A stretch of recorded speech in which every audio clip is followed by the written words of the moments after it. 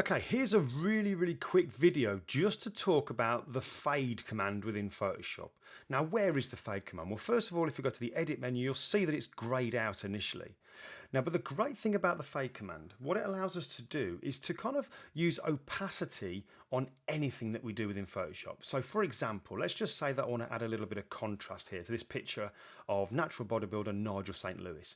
Now, the way I'll do that, let's just duplicate this background layer, and I'm going to use the Unsharp mask to apply contrast. And it's one of my favorite methods of using contrast because it really allows me to pump up the contrast and I don't get any kind of color shift or really any kind of halos to some degree. So it's pretty good. So I'll go for the amount of 25, radius of 25, and then I'll click OK. Now what I can do now, I could actually go to the edit menu and you'll notice that the fade unsharp mask command now, you'll notice it's no longer grayed out.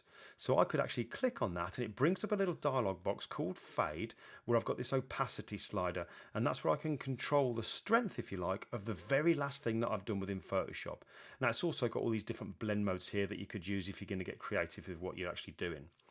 Now the thing about the fade command is if I press any other key before I try to use the fade command, it won't be there. So for example, if I just delete that, and we'll redo this now, so I go duplicate that layer, go to filter, sharpen, unsharp mask, so I apply my contrast, click OK, and then I'll make a selection. I think, oh no, I actually don't want to do that. I want to fade that command, what I've just done. I want to fade the unsharp mask. So I then go to edit, but you'll notice it's no longer available to me. So if you do anything at all beyond what it is that you want to apply the fade command on, you're snookered. You can't do anything. So what I want to show you is a way that you can use the fade command, and it's almost like the fade command on steroids.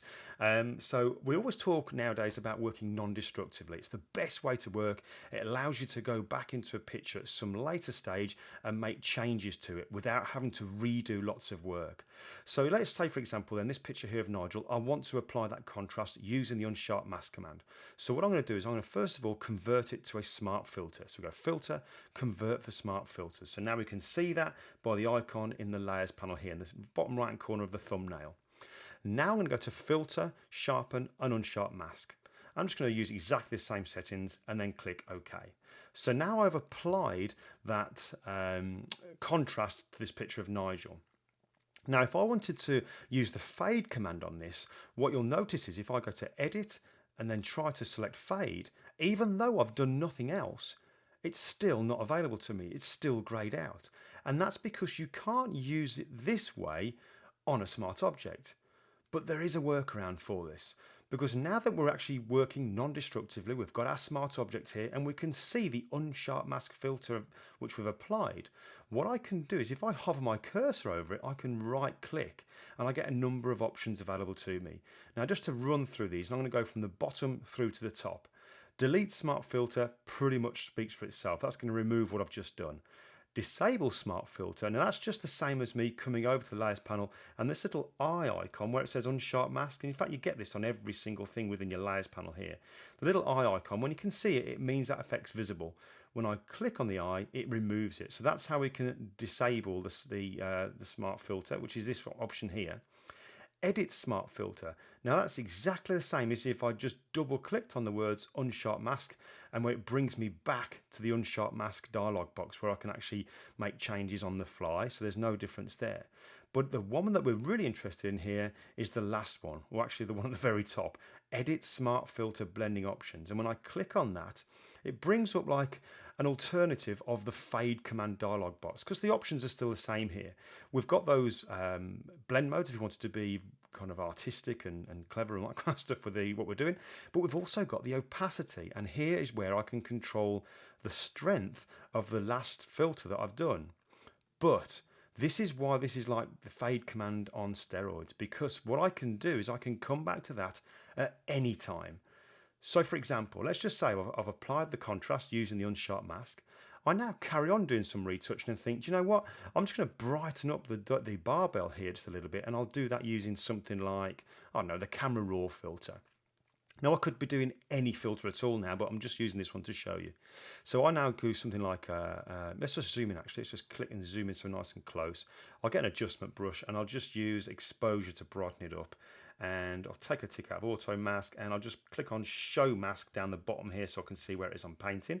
So where I see this red overlay is where it's being affected by the adjustments that I'm going to make. And obviously the only adjustment I'm going to make at this stage is just using the exposure. So we'll go to there.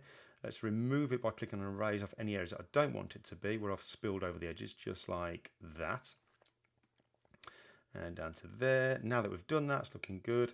Let's remove it so it doesn't show mask, and now we can see that the effect is only being applied in that area. So we'll go for something like that, let's say, maybe too much, and click OK. So that then takes us back into Photoshop, and you can see now in the layer stack here, we've got these two filters that we've applied. And let's just say now that I want to use that fade command on the Unsharp mask filter. All I can do then is put my cursor over it, right click, and it brings up these options here, and there's that edit smart filter blending options. Click on that and it brings up that kind of like a fade command that I can then use to control the strength of that Unsharp mask filter. Of course I could just quite easily double click on that to go back in this kind of way here and make some changes, but I might just want to just quickly apply some, or actually use some opacity if you like, just so I can quickly make some changes controlling the strength of that filter. So that's just a very, very quick way to show you when you are working non-destructively that you can still have access to this fade command. Even though it's grayed out in the top menu here, you can actually use it on any filters that you apply to a smart object just by right clicking and bringing up this dialog box here, and you can do that at any stage in your retouching. So think of it as the fade command on steroids. Now before I go, just one thing I want to let you know about, and that is my YouTube page, which is probably where you're actually watching this video on.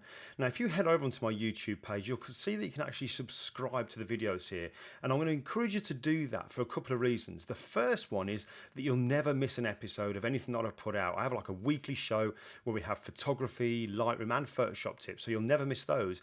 Also little videos that I push out like this one here. So that's one reason for actually subscribing. Now the other reason is something that I'm starting to introduce, and that's basically where every week, because now I have the web store available where I've actually got some tutorials, and each maybe every couple of weeks a new tutorial is being added.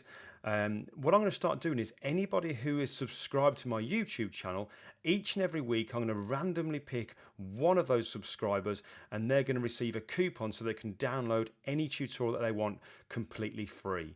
So make sure that you click on the subscribe button that you can see on screen right now so that you miss none of the videos that I'm posting out, and also your chance to win a free download of your choice. Right, I'll see you next time.